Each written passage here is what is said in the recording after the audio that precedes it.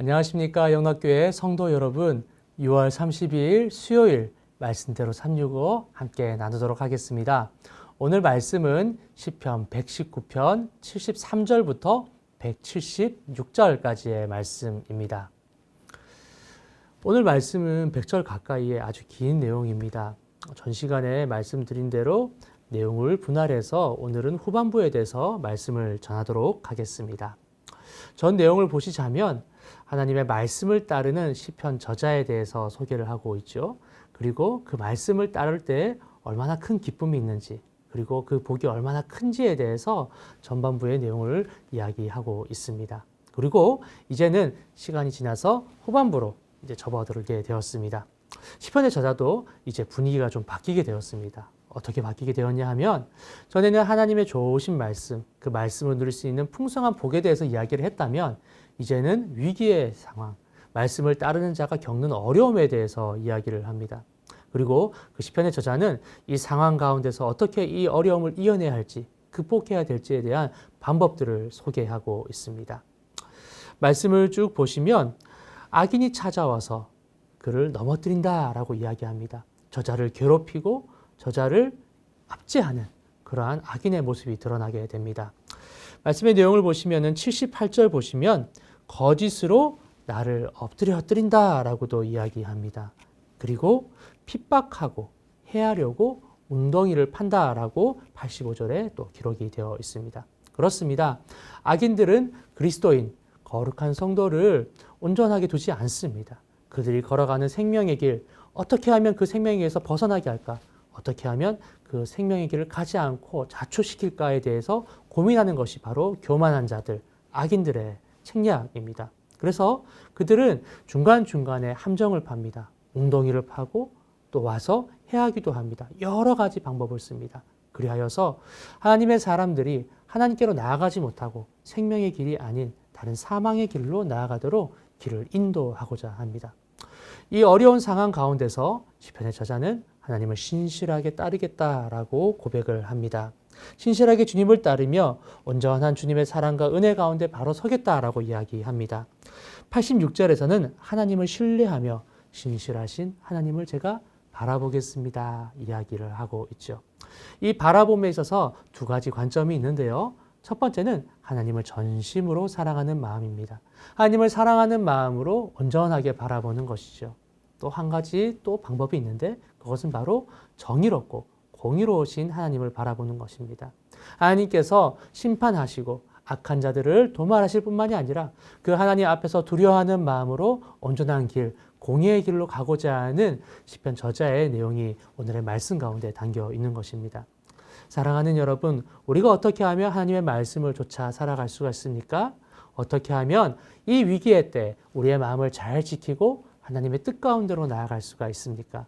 그것은 바로 하나님을 전심으로 사랑하고 하나님을 온전하게 정의롭게 공의롭게 섬기는 것. 이 두 가지가 합쳐졌을 때 우리는 하나님을 온전히 따를 수가 있는 것입니다. 신실하게 믿음으로 나아갈 수가 있습니다. 주님께서 주신 그 거룩한 마음, 사랑과 정의의 마음을 우리 마음 가운데 품으시고 그 길을 따라 쫓아 나아갈 수 있는 우리 모두가 되시기를 주님의 이름으로 축원합니다. 주님의 말씀을 사모함으로 위기의 때, 절망의 때 하나님께서 보여주시는 그 말씀의 길을 찾아 사랑의 마음으로, 정의로운 마음으로 그 길을 함께 달려가기를 원합니다. 그리하여서 우리의 모든 삶 가운데서 사랑의 하나님이 드러나고 정의의 하나님이 드러나면서 세상의 많은 사람들이 하나님의 일하심을 보실 수 있는 우리의 모든 거룩한 삶이 되실 수 있기를 주님의 이름으로 축원합니다. 오늘 6월 30일입니다. 2021년 절반을 꼭 살았습니다. 여기까지 인도하신 하나님께 감사드리고 우리 성도님들 애 많이 쓰셨습니다. 남아있는 하반기에도 하나님의 선하신 인도하심이 함께 하시기를 바랍니다. 오늘 함께 묵상하실 말씀은 시편 119편 148절입니다. 주의 말씀을 조용히 읊조리려고 내가 새벽녘에 눈을 떴나이다. 아멘. 샤이쇼 히로시라고 하는 분이 쓰신 아침형 인간이라고 하는 책이 여러 해 전에 크게 유행했던 적이 있습니다. 아침에 일찍 일어나면 시간이 많이 절약되고 하루를 길게 살 수가 있겠죠. 그래서 이 책에는 부제가 붙어 있는데 인생을 2배로 사는 법이라는 내용의 부제가 있습니다. 근데 오늘 읽은 148편에도 새벽녘에 눈을 뜨는 시인의 모습이 언급되어 있습니다. 주의 말씀을 조용히 읊조리려고 내가 새벽녘에 눈을 떴나이다. 여러분 방금 읽은 말씀에서 볼 수 있는 것처럼 이 시인도 새벽녘에 눈을 떴는데 그러나 인생을 2배로 길게 살기 위해서 그렇게 한 것은 아님을 밝히고 있습니다. 그가 새벽에 눈을 뜬 것은 주님의 말씀을 조용히 읊조리기 위해서라고 이야기합니다. 여기 조용히 읊조리다라고 번역된 시야흐라고 하는 단어는 묵상한다 그런 뜻입니다.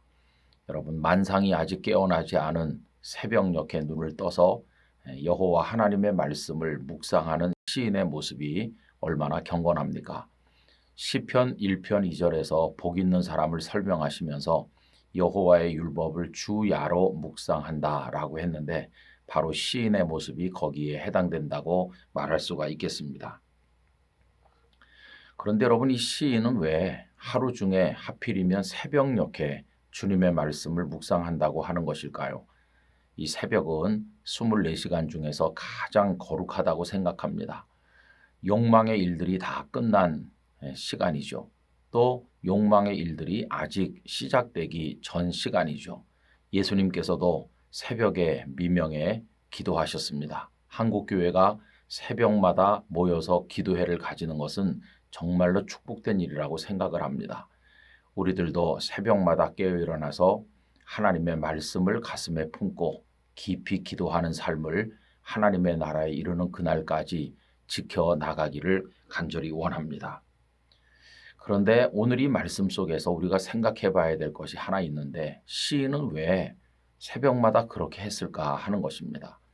여러분 이것은 그의 마음이 너무도 간절했기 때문이라는 것을 깨닫게 됩니다.